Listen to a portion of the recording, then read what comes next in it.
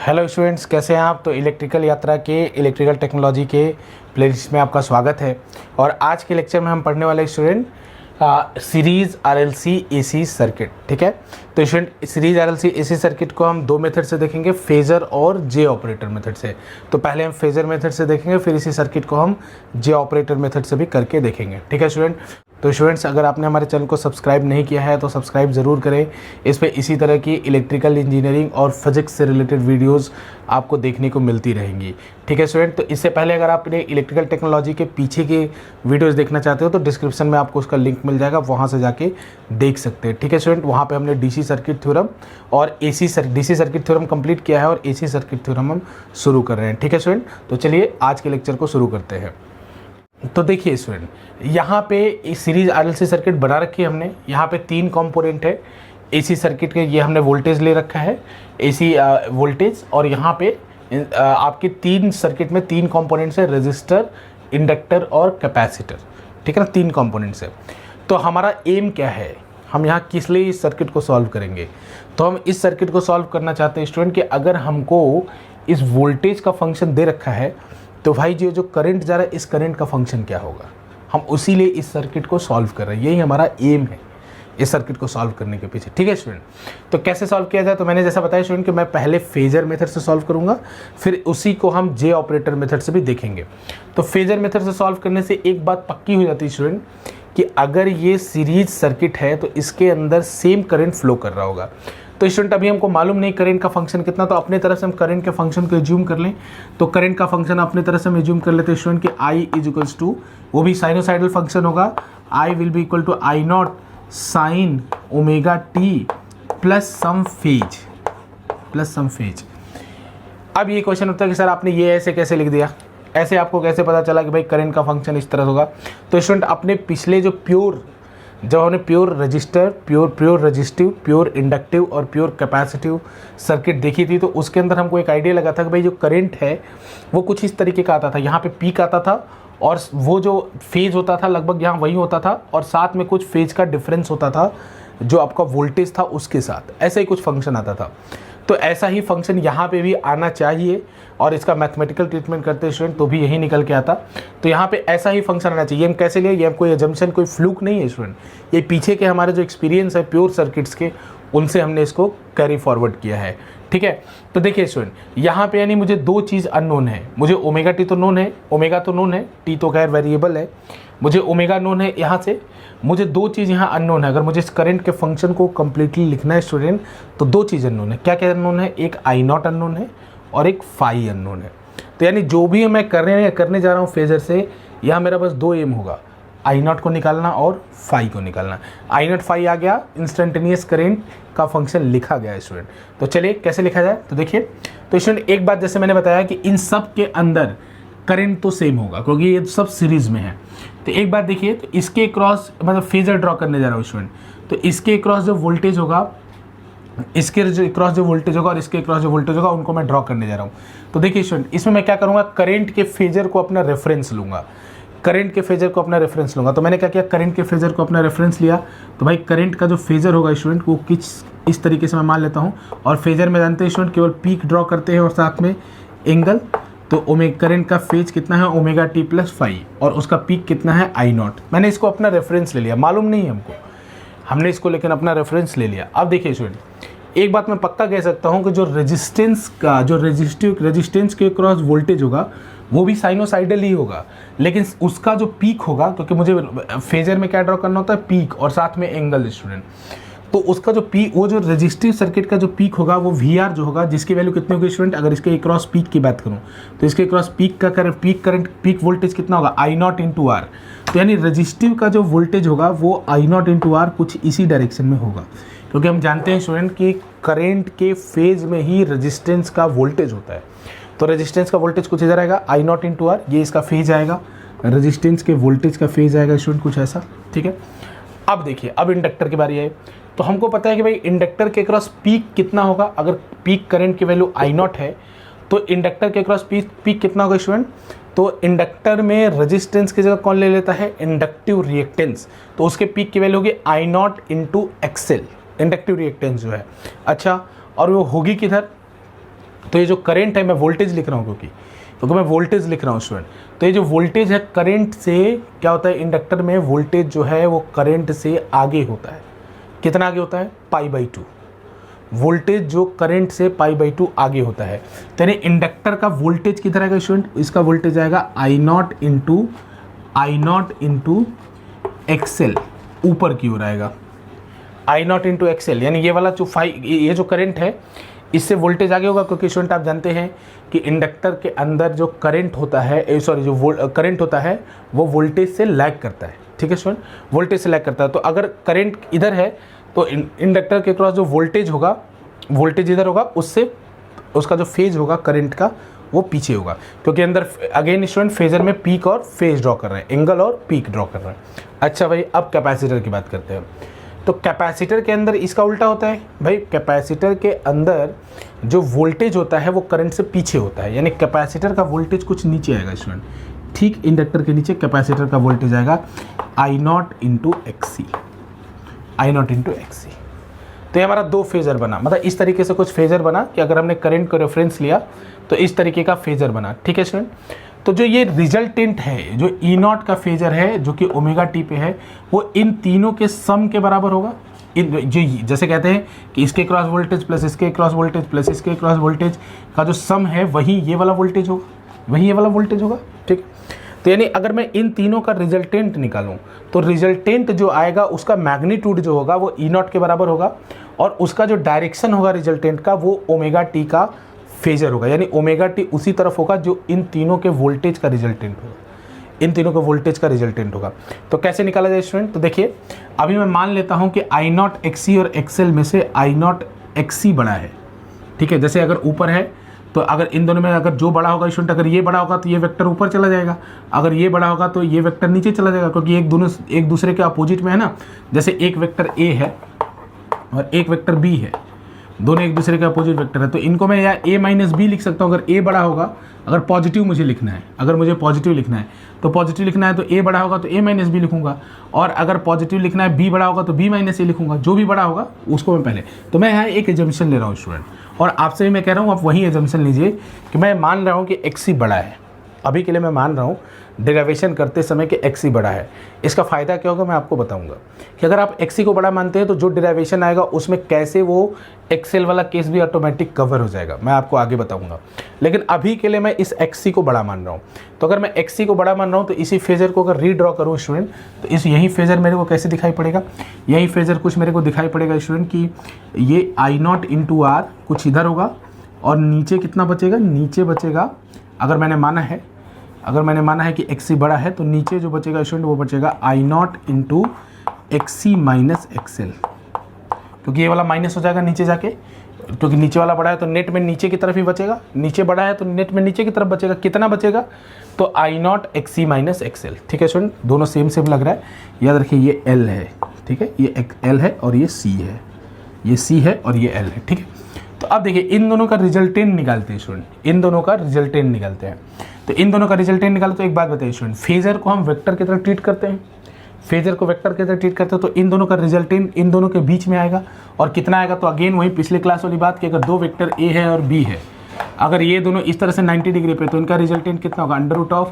√A² plus B², यही होगा, और बीच में कहीं होगा, तो यानी इनका रिजल्टेंट कहीं बीच में आएगा।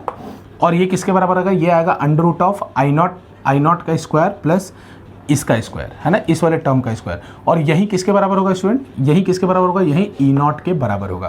तो E0 किसके बराबर हो जाएगा इस फॉर्मूले से? देखिए स्टूडेंट, तो E0 will be equal to under root of I0 square into R², मतलब A का square plus student I0 square XC minus XL का whole square, I0 square XC minus XL का होल स्क्वायर, ऐसा आएगा student. अब इसको मैं solve करूँ स्टूडेंट, तो I0 स्क्वायर कॉमन ले लूँ तो बाहर I0 आ जाएगा, तो E0 बाई I0 बाहर I0 आ जाएगा। तो मुझे निकालना क्या था? मुझे I0 ही तो निकालना था। तो अगर मैं I0 कॉमन ले लूँगा तो देखिए स्टूडेंट, मैं डायरेक्ट एक स्टेप जंप करके लिख रहा हूँ, तो I0 की वैल्यू कितनी आएगी? I0 स्क्वायर रूट से बाहर आ गया और अंदर क्या बचेगा? R² plus XC minus XL square, तो I0 की वैल्यू डायरेक्ट निकल के आएगी student E0 divided by under root of R² plus XC minus XL का होल स्क्वायर, ऐसा ही कुछ निकल के आएगा। देखिए यहाँ अगर आई नॉट बाहर निकल जाएगा तो R square plus X minus XL का होल स्क्वायर बचेगा, और यहाँ आई नॉट आ गया तो इस पूरे टर्म को मैं डिवाइड कर दूँ तो ये वाला टर्म बचेगा। तो देखिए स्टूडेंट, यहाँ मुझे आर नोन है, एक्स सी नोन है। एक्स सी क्या होता है 1/ओमेगा सी, और मेरे को अगर ओमेगा पता है, सी पता है, तो एक्स सी नोन है। एक्सएल नोन है क्योंकि एक्सएल होता है ओमेगा एल, मेरे को ओमेगा पता है और एल पता है, तो मेरे को एक्सएल नोन है। तो ये मेरे पास ई नॉट, और ई नॉट मेरे को पता ही है, ई नॉट मेरे को पता है, तो यहाँ से मेरा आई नॉट तो आ गया, मेरा पहला आंसर तो आ गया। इसी को क्या कहते हैं स्टूडेंट, इसी को बोलते हैं इम्पिडेंस। इसी को क्या कहते हैं स्टूडेंट, इसी को बोलते हैं ई नॉट बाई जेड, और जेड क्या होता है, ये इम्पिडेंस। जेड क्या है वैसे, इम्पिडेंस क्या है, अगेन पिछले क्लास में बताया था स्टूडेंट फिर से कि इम्पिडेंस का वही काम है जो रेजिस्टेंस का है, to resist the AC flow, AC flow of current, मतलब जो एसी में करंट का फ्लो होता है, flow of current in AC, उसको रेजिस्ट करना, ठीक है ना। और इसकी यूनिट क्या होगी, जेड की, जेड को इम्पिडेंस कहते हैं। जेड की यूनिट क्या होगी, जेड की यूनिट वही होगी जो रेजिस्टेंस की यूनिट होती है, इम्पिडेंस है स्टूडेंट, और जेड की वही यूनिट होगी जो रेजिस्टेंस की होती है, that is ohm, that is ohm, ठीक है। ये ओम ही इसकी यूनिट होगी, ठीक है ना। तो जेड को याद रखना। और ये भी हम कहते हैं स्टूडेंट कि अगर आप जैसे आपको अगर याद रखिए, अगर आपको ये सर्किट याद है, अगर ये सर्किट का फॉर्मूला फाइल एंड जेड याद है, तो आप इस सर्किट को किसी भी सर्किट में कन्वर्ट कर सकते हैं। जैसे आरएल में कन्वर्ट करना है, एक्सी की वैल्यू 0 पुट कर दीजिए, एक्सी की वैल्यू 0 पुट कर दीजिए। आरसी में कन्वर्ट करना है, एक्सएल की वैल्यू 0 पुट कर दीजिए। तो ये सेम फार्मूला में आपको आई नॉट मिलता जाएगा आरएल के लिए। जैसे आप एक्सी की वैल्यू 0 पुट कर देंगे तो आई नॉट की वैल्यू कितनी हो जाएगी, R square plus XL square. और स्टूडेंट जब आरएल सर्किट सीरीज वाली आप देखिएगा, उसमें जो जेड की वैल्यू है वही आई है, R square plus XL square ही आई है, ठीक है। तो आप सबके लिए भी कर सकते हैं। तो स्टूडेंट ये तो बात हो गया हमारा ई नॉट, आई नॉट का। अब ये फाई कैसे निकाला जाए, फाई, तो देखिए स्टूडेंट, ये वाला जो इसका फेजर था ये क्या था, ओमेगा टी प्लस फाई। और मैंने आपको क्या बोला था कि जिधर ई नॉट आएगा उधर ही, मतलब ई नॉट किस डायरेक्शन में होगा, ओमेगा टी के डायरेक्शन में। तो एक बात हमको समझ में आ गया कि ये वाला जो एंगल होगा, ये वाला एंगल होगा वही फाई के इक्वल होगा, क्योंकि देखिए student omega T plus phi और ये ओमेगा टी है, तो ये वाला एंगल ही तो फाई होगा, क्योंकि क्लॉकवाइज डायरेक्शन में जब चलते हैं तो एंगल प्लस होता है, तो ये वाला एंगल फाई होगा, ओमेगा टी प्लस फाई। तो इस फाई की वैल्यू कितनी होगी स्टूडेंट, तो अगेन अगर आपको ये वाला एंगल चाहिए होता है स्टूडेंट, तो वेक्टर के नॉलेज से आप जानते होंगे, अगर 90 डिग्री तो मैं लिख सकता हूँ tan theta is equals to B by A, tan theta is equals to B by A. तो tan theta equal to B by A, तो बी की जगह यहाँ क्या है, I not into XC minus XL, A की जगह क्या है, आई नॉट इंटू आर। तो देखिए स्टूडेंट मैं वहाँ लिख रहा हूँ tan थीटा इक्वल टू कितना हो जाएगा student, tan theta will be equal to I not into XC minus XL divided by I not into R. अगर आप इन दोनों को कैंसिल कर देंगे तो यहाँ से थीटा या फाई, सॉरी स्टूडेंट फाई, जो फाई निकल के आएगा वो कितना आएगा, तो फाई आएगा स्टूडेंट आपको tan inverse XC minus XL by R, tan inverse XC minus XL by R. अब आप ये देखिए स्टूडेंट, मैं ये कह रहा था कि अगर मान लीजिए मैंने उल्टा माना होता कि भाई एक्सएल बड़ा है, ये तो तब आया ना कि जब एक्सी बड़ा है, अगर मान लो एक्सएल बड़ा होगा तो क्या होगा। तो इस सिचुएशन में, अच्छा एक बात पहले ये देखिए कि इस सिचुएशन में क्या हो रहा है कि अगर कैपेसिटर डोमिनेट कर रहा है तो जो करंट है वो वोल्टेज से लीड कर रहा है। कैपेसिटर जब डोमिनेट करता है तो करंट वोल्टेज से लीड करता है। अगर इंडक्टर डोमिनेट करेगा तो क्या होगा, करंट वोल्टेज से लैग करेगा, यानी फाई में माइनस आना चाहिए। हमारा लॉजिक ये कहता है कि फाई में माइनस आना चाहिए। तो देखिए स्टूडेंट, अगर एक्सी माइनस एक्सएल में अगर मान लीजिए एक्सएल बड़ा है, एक्सी माइनस एक्सएल में अगर मान लीजिए एक्सएल बड़ा है, तो ये ऊपर का जो क्वांटिटी है वो नेगेटिव हो जाएगा ना। मान लीजिए 2 है, ये 3 है, तो ऊपर क्या बचेगा, -1। तो अगर tan इनवर्स निकालेंगे तो यहाँ माइनस आ जाएगा, ऑटोमेटिक फार्मूले में माइनस आ जाएगा। तो ये फार्मूला अगर आपने कैपेसिटेंस के लिए निकाला है और मान लीजिए इंडक्टर बड़ा हो जाता है, तो ये फार्मूला ऑटोमेटिक एडजस्ट कर लेगा और यहाँ पे माइनस अपीयर हो जाएगा और यहाँ पे माइनस अपीयर हो जाएगा। यहाँ कोई फर्क नहीं पड़ेगा स्टूडेंट, चाहे एक्सी बड़ा हो चाहे एक्सएल बड़ा हो, जो जेड का फंक्शन है, क्योंकि इसमें तो स्क्वायर का टर्म है, कोई भी बड़ा हो स्क्वायर करेंगे वो प्लस हो जाएगा। ठीक है स्टूडेंट, तो आप इसको नोट कर लीजिए, फिर हम उसके बाद इसी सर्किट को जे ऑपरेटर मेथड से सॉल्व करके देखेंगे। तो चलिए स्टूडेंट, हम इसी सर्किट को जे ऑपरेटर मेथड से देखते हैं। तो जे ऑपरेटर मेथड में भी पीक बनता है और पीक ही ड्रॉ करते हैं स्टूडेंट, लेकिन उसमें जे कैप का मल्टीप्लिकेशन करते हैं। कैसे करते हैं देखिए, तो ये ई नॉट होगा, किसके बराबर होगा, वी आर के बराबर होगा। तो वी आर वाला वेक्टर मान लीजिए स्टूडेंट कि इसको हम रेफरेंस लेते हैं। तो वी आर का जो वोल्टेज है, इसका पीक कितना होगा, इसका पीक होगा आई नॉट इंटू आर, इसको मैंने रेफरेंस ले लिया। इसको मैंने रेफरेंस ले लिया, वी नॉट वाले वेक्टर को मैंने रेफरेंस ले लिया, ठीक है स्टूडेंट। तो इसका वोल्टेज होगा आई नॉट इंटू आर, और प्लस या माइनस देखना होगा हमको कि ये जो इंडक्टर का वोल्टेज है वो वी आर के वोल्टेज से, इंडक्टर का जो वोल्टेज है वो वी आर के वोल्टेज से क्या होगा, आगे होगा। क्यों? ये इंडक्टर का जो वोल्टेज होता है हमेशा करंट से लीड करता है, वोल्टेज जो है करंट से लीड करता है, यानी करंट पीछे रहता है इंडक्टर में। तो यानी यहाँ पे जो इंडक्टर का वोल्टेज है उसको क्या लिखा जाएगा स्टूडेंट, उसको लिखा जाएगा V, यानी इसको मैं अगर इस फॉर्म में लिखूँ तो I not into XL into जे लिखा, क्योंकि जब किसी नंबर को आप जे से मल्टीप्लाई कर देते हैं स्टूडेंट तो इस वाले से इसको 90 डिग्री आगे कर देता है। तो अगर मैंने वोल्टेज लिखा वी आर का, तो जो इंडक्टर का वोल्टेज है इससे 90 डिग्री आगे होगा, क्योंकि वी आर जो है करंट के डायरेक्शन में और ये करंट से इसका वोल्टेज आगे होता है, ठीक है ना। अब कैपेसिटर का देखिए, तो कैपेसिटर का वोल्टेज करंट से पीछे होता है, π/2 पीछे होता है। तो यानी इसके रेफरेंस से ये जो, अगर इसको वी आर का जो वोल्टेज है उसको हम रेफरेंस माने, तो इसके रेफरेंस से जो कैपेसिटर का वोल्टेज होगा वो, इसके रेफरेंस से कैपेसिटर का जो वोल्टेज होगा वो पीछे होगा।